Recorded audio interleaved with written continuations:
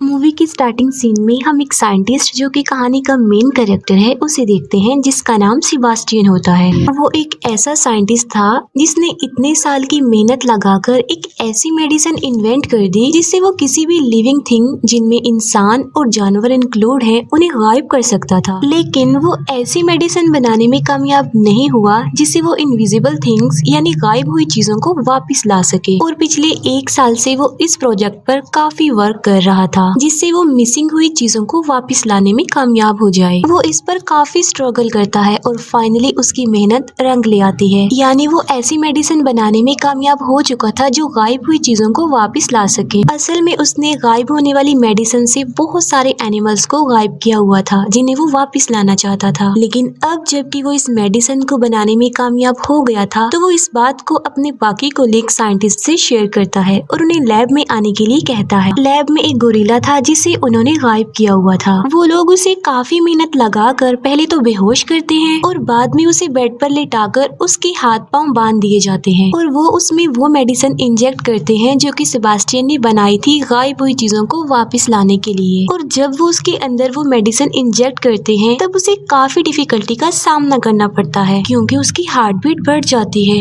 और उस गोरिल्ला की हालत देखकर ऐसा लग रहा था कि अब वो नहीं बच पाएगा। लेकिन वो उसको बचाने की काफी कोशिश करते हैं, उसके हार्ट को शॉक देते हैं जिससे इस गोरिल्ला की हार्ट बीट नॉर्मल होने लगती है और आहिस्ता आहिस्ता उसकी सारी बॉडी स्टेबल हो रही थी और गोरिल्ला पूरी तरह अपनी बॉडी में वापस आ जाता है। अब क्योंकि वो ऐसा करने में कामयाब हो जाते हैं तो वो सब काफी खुश हो जाते हैं क्योंकि उनके इन्वेंट, उनके एक्सपेरिमेंट्स कामयाब जो हो गए थे। फिर यहाँ पर हमें ये पता चलता है कि सारे एक्सपेरिमेंट्स मिलिट्री के लिए हो रहे थे और उन लोगों की मिलिट्री के साथ एक मीटिंग होती है जिसमें सेबास्टियन ये झूठ बोल देता है कि अभी तक उसने कोई सक्सेस हासिल नहीं की है और वो कामयाब होने के लिए और मजीद टाइम मांगता है। तब मिलिट्री उसे कहती है कि तुम तो पहले ही बहुत टाइम ले चुके हो और अगर तुमने जल्दी से कोई रिजल्ट नहीं दिया तो हम तुम्हारे रिप्लेसमेंट में किसी और को ले आएंगे। और जब वो लोग बाहर आते हैं तब सेबास्टियन के साथी, जिसमें लड़की का नाम लिंडा और लड़के का नाम मैथ्यू होता है, वो उससे पूछते हैं कि तुमने मीटिंग में झूठ क्यों बोला कि तुमने सक्सेस हासिल नहीं की जबकि तुम तो सक्सेस हासिल कर चुके हो। वो कहता है इसलिए क्योंकि मैं इस मेडिसिन को किसी इंसान पर चेक करना चाहता हूँ, टेस्ट करना चाहता हूँ। और वो इंसान कोई और नहीं बल्कि वो खुद था,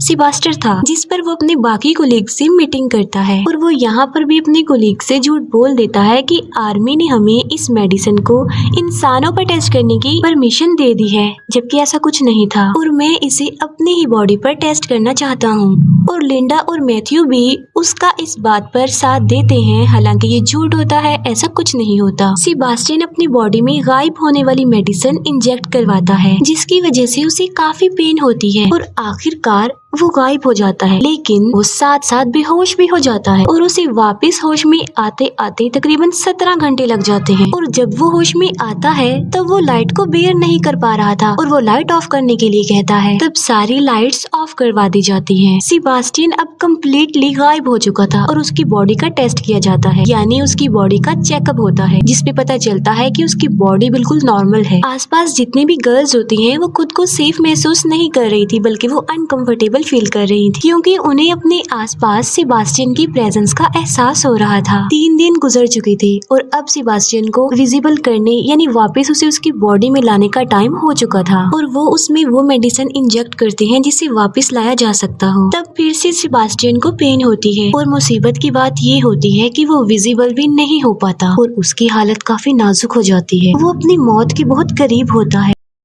अब क्योंकि उनके पास और कोई रास्ता नहीं होता तो वो सेबास्टियन को एक मास्क पहना देते हैं ताकि वो सब उसे देख सके और इस बात को लेकर सेबास्टियन काफी गुस्सा हो जाता है और उसकी मैथ्यू से बहस हो जाती है। वो उस पर शाउट करता है कि 10 दिन में जितनी तुमने मुझे पेन दी है, जितना लाइट में जलाया है, उसकी पेन सिर्फ मैं ही महसूस कर सकता हूँ। अब क्योंकि सेबास्टियन विजिबल नहीं हो पा रहा था तब उसकी मेंटल स्टेट भी खराब हो रही थी। इतने दिन से वो इनविजिबल था और काफी परेशान था जिसकी वजह से वो यहाँ से जाना चाहता चाहता था। और एक दिन तंग आकर सेबास्टियन लैब से बाहर चला जाता है और सीधा अपने घर आ जाता है। घर आकर वो अपनी नेबरहुड की एक लड़की को देखता है जिस पर वो पिछले कुछ अरसा से नजर रख रहा था। सेबास्टियन अपना मास्क उतार देता है और उस लड़की के घर की डोरबेल बजाता है और जब वो दरवाजा खोलकर देखती है तब वहाँ पर कोई भी नहीं होता क्योंकि सेबास्टियन इनविजिबल जो था और वो उसके घर में घुस जाता है। लिंडा सेबास्टियन के घर आती है और वो देखती है कि वहाँ पर उसका मास्क पड़ा हुआ है जिसे देखकर वो डर जाती है। लिंडा वापस लैब में आती है और अपने बाकी कोलीग से वो मीटिंग करती है कि सेबास्टियन हमारे लिए किसी खतरे से खाली नहीं है क्योंकि वो मास्क के बगैर घूम रहा था और इनविजिबल भी था। और तभी वहाँ पर सेबास्टियन आ जाता है। लिंडा उसे वार्न करते हुए कहती है कि अगर तुमने आज के बाद ऐसा किया तो वो मिलिट्री को तुम्हारी शिकायत कर देगी। तब सेबास्टियन लिंडा की इस बात पर एग्री हो जाता है, लेकिन अभी भी सबके दिल में डर था क्योंकि सेबास्टियन दिमागी तौर पर काफी अजीब था और वो ये डिसाइड करते हैं कि वो हर वक्त सेबास्टियन पर नजर रखेंगे। हालांकि सेबास्टियन इनविजिबल होता है लेकिन उस लैब में एक ऐसा कैमरा था जो उसे इनविजिबल होने के बावजूद भी देख सकता था और इस बात का सेबास्टियन को भी पता था कि उस पर नजर रखी जा रही है, जिसकी वजह से अब वो इस लैब से बाहर नहीं जा सकता और इसीलिए वो कैमरा की सेटिंग को खराब करके पिछली कोई रिकॉर्डिंग प्ले कर देता है जिससे सबको ये लगे कि वो अभी भी लैब में है। और ऐसा करके वो लैब से बाहर चला जाता है और वो सीधा लिंडा के घर जाता है और वहाँ जाके उसे पता चलता है कि लिंडा और मैथ्यू रिलेशनशिप में है, जिस पर उसे काफी गुस्सा आता है क्योंकि वो लिंडा को लाइक करता था और गुस्से में आकर वो उसके घर की विंडो का ग्लास तोड़ देता है। और लिंडा जब बाहर देखती है तब वहाँ पर कोई नहीं होता। तब उसे डाउट होता है कि कहीं ये सेबास्टियन तो नहीं है और ये बात कंफर्म करने के लिए वो लैब में कॉल करती है और लैब में जो आदमी होता है वो लिंडा को बताता है कि सेबास्टियन यहीं पर है क्योंकि अभी भी वहाँ पर वो पुरानी वीडियो फुटेज चल रही थी जब सेबास्टियन बेड पर लेटा हुआ था, जिसकी वजह से वो समझता है कि सेबास्टियन वहीं पर है लेकिन वो वहाँ पर नहीं होता। सेबास्टियन जब लैब में वापस आता है तब उसे काफी गुस्सा आया होता है और वहाँ पर वो एक डॉग को मार डालता है। नेक्स्ट डे जब एनिमल डॉक्टर जानवरों को खाना देने आती है तब वो देखती है कि वो डॉग मरा हुआ है और वो इस बारे में सेबास्टियन से पूछती है कि कहीं ये तुमने तो नहीं किया, जिस पर सेबास्टियन उसे कहता है कि मैं इस बारे में कुछ नहीं जानता। तब कंफर्म करने के लिए वो सारे वीडियो फुटेजेस चेक करती है लेकिन उसे कुछ भी पता नहीं चल पाता। रात को फिर से सेबास्टियन लिंडा के घर पर जाता है और वहाँ पर लिंडा को सेबास्टियन की प्रेजेंस का एहसास होता है और उसे शक होता है कि वहाँ पर जरूर कोई ना कोई है और इस बार वो खुद लैब जाकर चेक करती है। तब उसे पता चल जाता है कि सेबास्टियन ने उन्हें पागल बनाने की कोशिश की है क्योंकि वहाँ पर सेबास्टियन होता ही नहीं है। तब वो डिसाइड करती है कि ये बात वो अपने सीनियर डॉक्टर को बता देगी। तब लिंडा और मैथ्यू उस सीनियर डॉक्टर के पास जाते हैं और उन्हें सब कुछ बता देते हैं। ये बात सुनकर उस डॉक्टर को काफी गुस्सा आता है और वो लिंडा और मैथ्यू को इस प्रोजेक्ट से हटा देते हैं। उन दोनों के जाते ही वो सीनियर डॉक्टर इस बात को अपने बाकी साथियों को भी बताने लगे थे लेकिन वो फोन डेड हो गया था और तभी वहाँ पर सेबास्टियन पहुँच जाता है और सीनियर डॉक्टर को पानी में डुबोकर मार डालता है। नेक्स्ट मॉर्निंग सेबास्टियन वापस लैब में आ जाता है। लिंडा और मैथ्यू उस सीनियर डॉक्टर की कॉल का वेट कर रहे थे क्योंकि आज उनकी मीटिंग थी। अब क्योंकि वो सीनियर डॉक्टर मर चुका था तो उसकी कोई भी कॉल नहीं आती। तब चेक करने के लिए लिंडा उस डॉक्टर के घर पर कॉल करती है। तब उसे पता चलता है कि डॉक्टर की पानी में डूबने की वजह से डेथ हो गई है। तब लिंडा डिसाइड करती है कि वो इस प्रोजेक्ट के बारे में सबको बता देगी क्योंकि सेबास्टियन की रियलिटी यानी कि वो इनविजिबल है ये सिर्फ वही लोग जानते थे जो लैब में थे, बाकी और किसी को भी इस बारे में कुछ नहीं पता था। और जब वो कॉल मिलाती है तब उसका फोन भी डेड हो चुका था और तब वो वहाँ से बाहर निकलने की कोशिश करते हैं लेकिन कोई भी डोर ओपन नहीं हो रहा था क्योंकि सेबास्टियन ने सब डोर्स के कोड इनएक्टिव कर दिए थे और वहाँ पर सिर्फ सेबास्टियन का कोड ही एक्टिवेट हो रहा था। वो लोग डिसाइड करते हैं कि कुछ भी हो जाए वो सेबास्टियन को पकड़ के ही रहेंगे क्योंकि अभी भी वो उसी लैब में ही था। उनमें से एक लड़की जिसका लैब में कुछ रह गया था और जब वो वापिस उसे लेने जाती है तब सेबास्टियन उसे मार डालता है। उन लोगों को पता चल चुका था कि सेबास्टियन उन्हें एक एक करके मार डालेगा क्योंकि वो नहीं चाहता था कि किसी को भी उसकी रियलिटी पता चले कि वो इनविजिबल है। लैब में एक ट्रेसर की हेल्प लेकर वो सेबास्टियन की लोकेशन ढूंढ लेते हैं और वहाँ पर उसे पकड़ने के लिए दो लोग जाते हैं। एक तो मैथ्यू होता है और दूसरा उसका फ्रेंड होता है। वहाँ पर सेबास्टियन मैथ्यू के फ्रेंड को इंजर्ड कर देता है। मैथ्यू सेबास्टियन पर फायरिंग भी करता है लेकिन उसे कुछ भी नहीं होता और वहाँ पर उसके शैडोज नजर आने लगते हैं और वो वहाँ से भाग जाता है। मैथ्यू के फ्रेंड का काफी खून बह चुका था और उसे ब्लड की जरूरत थी। तब लिंडा की फ्रेंड ब्लड लेने जाती है और वहाँ पर सेबेस्टियन भी पहुँच जाता है और वो उस लड़की को मार डालता है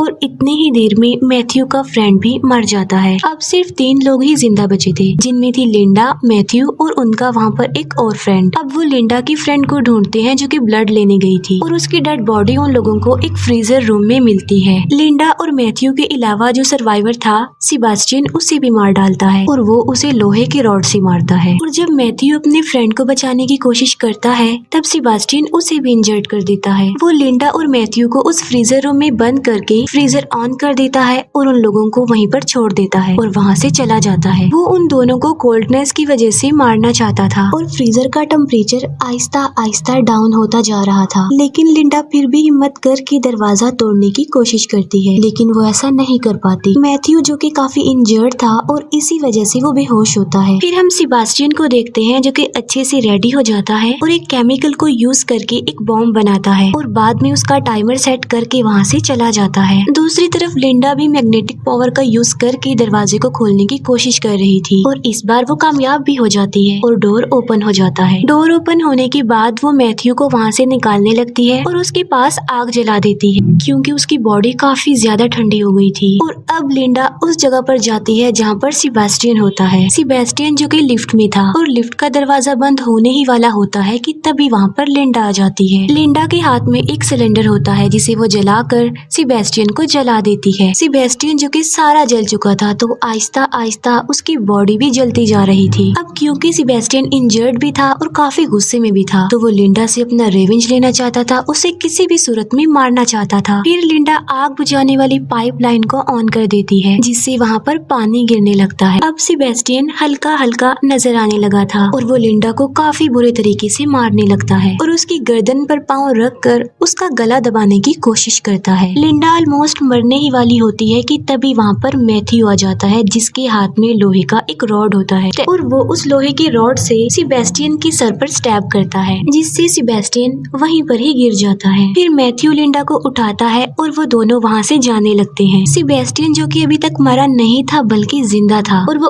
उसी रॉड को उठा लेता है और वो उस रॉड से मैथ्यू को मारने ही वाला होता है कि मैथ्यू को पता चल जाता है। तब मैथ्यू सेबेस्टियन को धक्का दे देता है और वो रॉड इलेक्ट्रिक वायर से टकरा जाता है और करंट सेबेस्टियन की पूरी बॉडी में फैल जाता है जिसकी वजह से सेबेस्टियन वहीं पर गिरकर बेहोश हो जाता है। फिर लिंडा और मैथ्यू उस जगह पर जाते हैं जहाँ पर सेबेस्टियन ने वो बॉम्ब सेटअप किया हुआ था।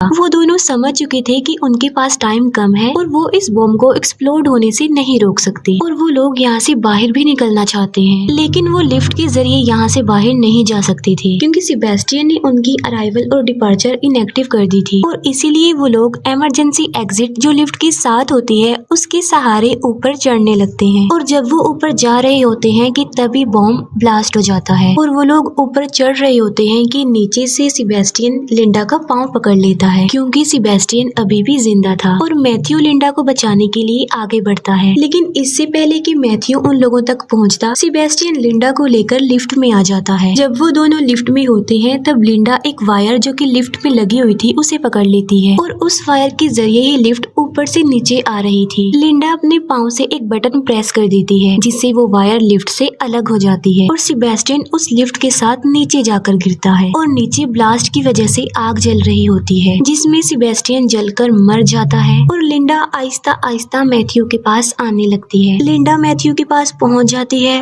और वो दोनों बच जाते हैं और खुश होते हैं और इसके साथ ही ये मूवी यहीं पर एंड हो जाती है।